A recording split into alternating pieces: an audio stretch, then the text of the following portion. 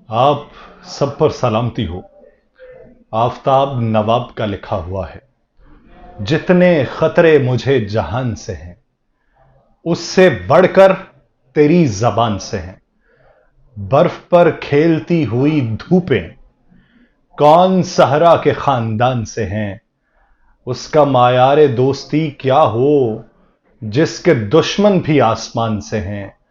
रात की रानियों को मिलना है और उम्मीदें बागबान से हैं। नाज़रीन, मैं हूं यासिर रशीद और आप मेरा व्लॉग देख रहे हैं। नाज़रीन, एक कहानी है।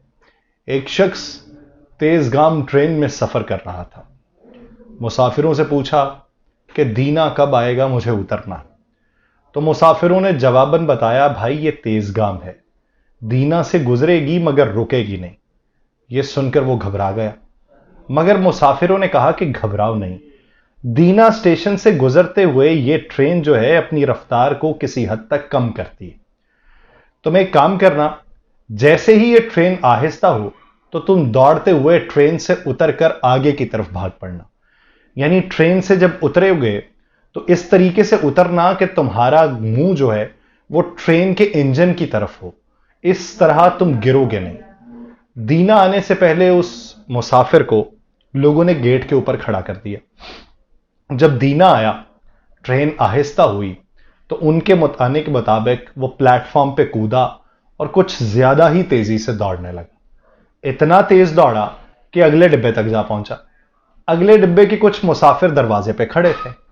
उन मुसाफिरों में से किसी ने उसका हाथ पकड़ा तो किसी ने उसकी शर्ट पकड़ी और उसे खींचकर ट्रेन में चढ़ा लिया और जवाबन उसे यह कहा कि शुक्र करो, ट्रेन रफ्तार नहीं पकड़ चुकी थी, ट्रेन अभी आहिस्ता थी, तुम इस पे चढ़ चुके हो, ये तेज गाम है, ये दीना पे रुकती नहीं है। इसी तरीके से हम मईशत की पटरी के ऊपर चढ़ना चाह रहे थे और हम उस रफ्तार से आगे बढ़ रहे थे कि जिस रफ्तार से हमें आगे बढ़ना चाहिए था, लेकिन बीच में बैड पैच आए और हमें उतरना पड़ा। हम उतरने लगे और हमें दिखाई देने लगा कि आगे मुश्किलात होंगी। तो पाकिस्तान में मईशत की चैंपियन सारी जमातें इकट्ठी हुई और उन्होंने हमें पकड़ के फिर उस डिब्बे पे चढ़ा दिया जो गलत समत को गामजन था।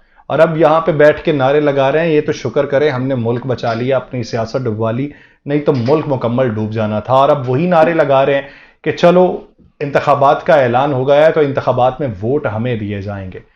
देखिए कि अवाम किसको वोट देते हैं। दूसरी तरफ निगरान वजीर आजम अनवारुल हक काकड़ ने आम इंतखाबात, मुल्की मईशत और निगरान हुकूमत की कारकर्दगी समेत दीगर अहम मामले पर गुफ्तगू की है।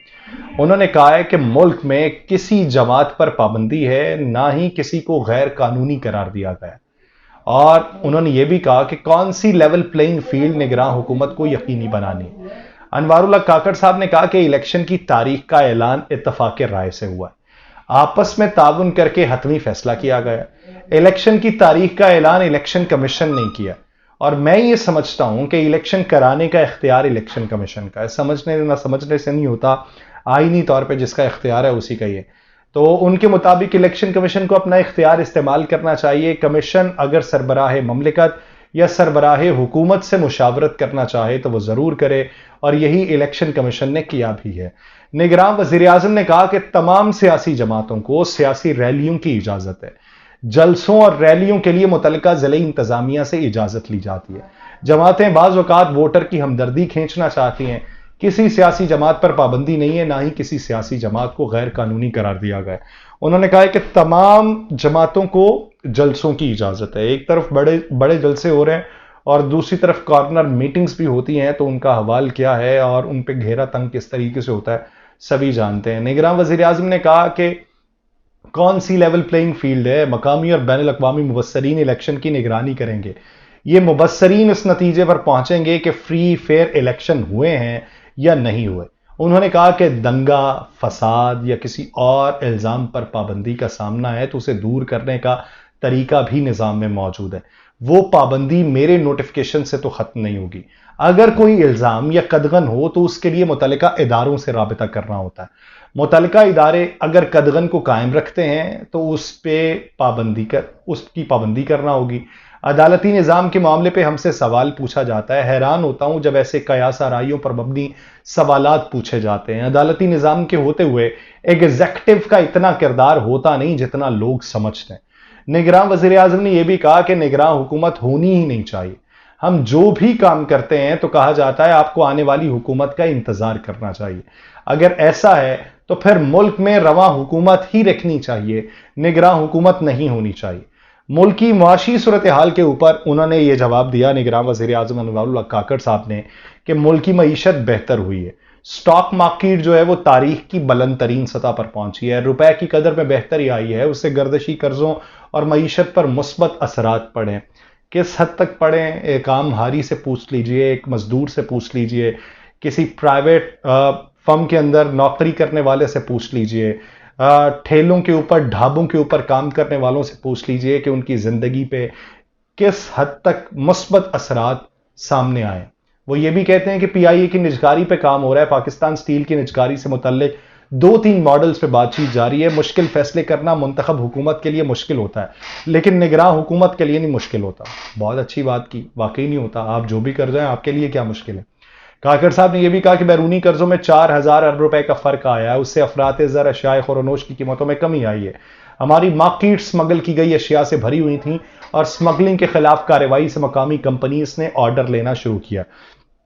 پاکستان کا موجودہ معاشی منظرنامہ دیکھیں تو یقین مانیے نہ پاکستان پیپلز پارٹی، نہ استحکام پاکستان پارٹی، نہ پاکستان مسلم لیگ نون، نہ پاکستان تحریک انصاف پارلیمنٹیرین، نہ جمعیت علماء اسلام فے، نہ ایم کیو ایم، نہ پی ایس پی، نہ بی اے پی، نہ بی این پی، نہ اے این پی، ان کو ووٹ پڑ جائیں تو بتائیے گا، اور ووٹ اگر پڑیں تو ان کے کتنے رہنماؤں کی ضمانتیں ضبط ہوں گی وہ بھی آپ دیکھ لیجئے گا۔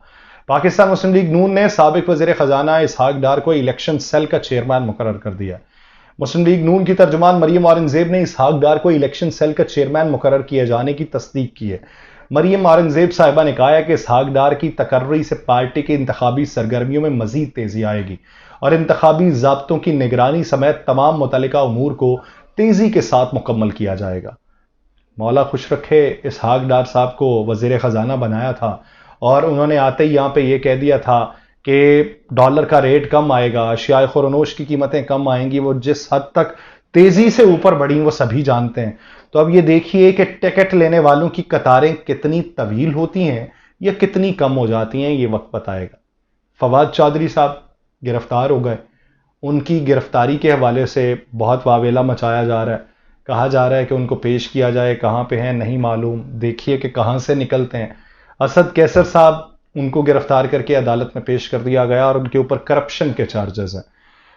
آنے والے دنوں میں مزید گرفتاریاں بھی عمل میں آئیں گی۔ یہ جو پاکستان مسلم لیگ نون ہے وہ فیض آباد دھرنے کا ماسٹر مائنڈ جاوید لطیف صاحب بھی کہتے ہیں کہ وہ ہیں جو پچھلی حکومت میں آئی ایس آئی کے ہیڈ تھے، تو فیض حمید صاحب کے اوپر وہ بات کرتے ہیں۔ تو کیا فیض حمید صاحب کے اوپر یہ چیزیں پاکستان مسلم لیگ نون کی فیور میں جائیں گی؟ قطعی طور پہ نہیں لگ رہا، نہیں جائیں گی۔ پی ٹی آئی کے ساتھ کیا ہوگا؟ زمینی حقائق کی روشنی میں کیا پی ٹی آئی معافی مانگ لے گی؟ سب سے پہلے کیا عمران خان صاحب 9 مئی کے واقعات میں معافی مانگیں گے؟ کیا وہ فوج مخالف اپنے اور تحریک انصاف کے سوشل میڈیا کے بیانیے کو مٹانے کے لیے اقدامات کریں گے؟ فوج اور سیاسی مخالفوں کے خلاف تحریک انصاف کے اندر پیدا کی گئی نفرت کو کم کرنے میں اپنا کردار ادا کریں گے؟ خان صاحب اگر ایسا نہیں کرتے تو سوال پھر یہ پیدا ہوتا ہے کہ کیا فوج یا اسٹیبلشمنٹ خان صاحب کو معاف کر سکتی ہے؟ کیا فوج کے لیے 9 مئی کے واقعات کو عمران خان کی سیاست کی خاطر بھلانا ممکن ہوگا؟ اگر یہ معافی تلافی نہیں ہوتی، خان صاحب اور تحریک انصاف کو الیکشن لڑنے کا پورا موقع دیا جاتا ہے، تو پھر ممکنہ طور کے اوپر خان صاحب اور تحریک انصاف آئندہ انتخابات جیت جائیں گے، اگر level playing field, fair and free election ہوتے ہیں۔ انتخابات کا مقصد ملک میں سیاسی استحکام لانا ہے، لیکن موجودہ صورتحال میں اگر بغیر معافی تلافی یا بغیر یہ سمجھ بوجھ کے اور بغیر ایک پیج پہ آئے حکومت بن جاتی ہے، تو پھر پہلے دن سے ہی نئی حکومت اور اسٹیبلشمنٹ کے درمیان ایک ایسا تناؤ پیدا ہوگا جو آگے آنے والے دنوں میں مزید سیاسی عدم استحکام کو جنم دے گا۔ تو یہاں پہ فیصلے کیا کرنے ہیں وہ دونوں گھر بخوبی جانتے ہیں کہ فیصلے کیا کرنے ہیں، لیکن ہمارے اوپر جو پاکستانی ہیں ان کے لیے کوئی بہتری کا سامان پیدا کرنا ہے، ہمیں اس نفسا نفسی کے ماحول سے نکالنا ہے، اور ہمیں ایک بہتر مستقبل کا خواب نہیں دلانا، اس کی حقیقت دکھانی ہے۔ تب ہم آپ کی جے جےکار کریں گے۔ بصورت دیگر بہت سے آئے چلے گئے، ہم بھی ہیں، چلے جائیں گے، لیکن کس کو کن الفاظ میں یاد رکھا جاتا ہے یہ وہ بخوبی جانتا ہے کہ وہ کون سے الفاظ تاریخ کی کتابوں میں درج کروانا چاہتا ہے۔ مجھے دیجیے اجازت، اللہ نگہبان۔